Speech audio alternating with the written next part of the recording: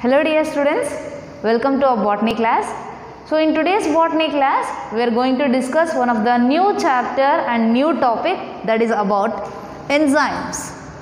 Okay, so generally we know that enzymes are the biological catalyst which are involved in the catabolic activities, right? So first let us see what are the properties of the enzymes. So the enzymes are proteinaceous, that means the enzyme body is made up of proteins, and these enzymes are called ribozymes. So some of the nucleic acids, they also act as an enzymes. So such type of nucleic acids are called as ribozymes. Okay. So thermolabile, which means the enzymes do not require a high temperature, that means they require a moderate temperature. So which do not require a high temperature, that process is called as thermolabile. And these, already I told, these are the biological catalyst, and these enzymes, they have a special part which is known as active site. So to this active site, the substrate or the food particle or the component, whatever is being eaten, so such a substrate need to come and contact to this active site of the enzyme. So when the substrate bind with this active site, then only the end product will be formed. So in this way, these are the properties of enzymes. Okay. So now we will see what is an isoenzyme. So by the name only you can see, understand that iso means similar, right? So isoenzymes are nothing but these are also chemicals which are structurally similar,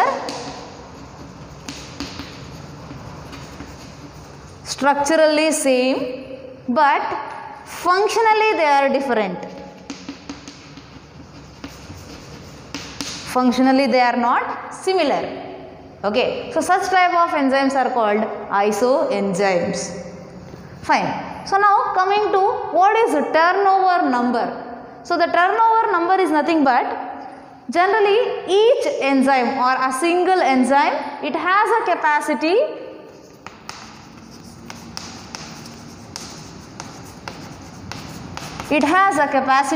to act on 5 lakh substrate per minute.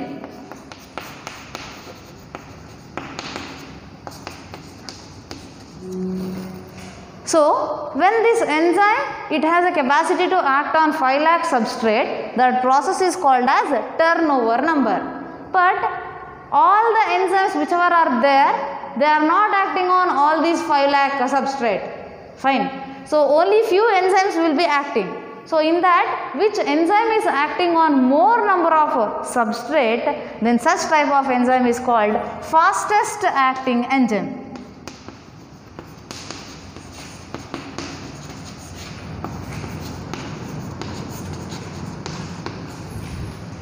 Okay. So the example for this fastest acting enzyme is carbonic anhydrous. Fine. So this is about the turnover number and fastest acting enzyme. So now coming to what is apoenzyme and cofactor. So already I told in the properties of the enzyme. So the enzyme body is made up of proteins, that is, it is a proteinaceous. But the complete body is not made up of proteins. The part which is made up of protein is known as apoenzyme. That means it is a protein part of enzyme, is known as apoenzyme, and the non-protein part of the enzyme is called cofactor.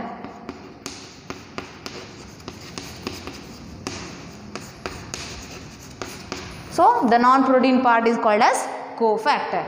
So these are the very two important points about the enzyme, protein part, non-protein part. And next, coming to the enzyme code. So generally enzymes are represented with 4 digits. In that, the first digit represents the major class of the enzyme, and the second and third digit represents the subclass of the enzyme, and the fourth digit, which is the last digit, it represents the serial number in the subclass. In this way, this is about the enzyme code, apoenzyme cofactors, isoenzymes, turnover numbers and the properties of the enzymes. So in the next class, we will meet with a few more topics of the enzyme. Thank you.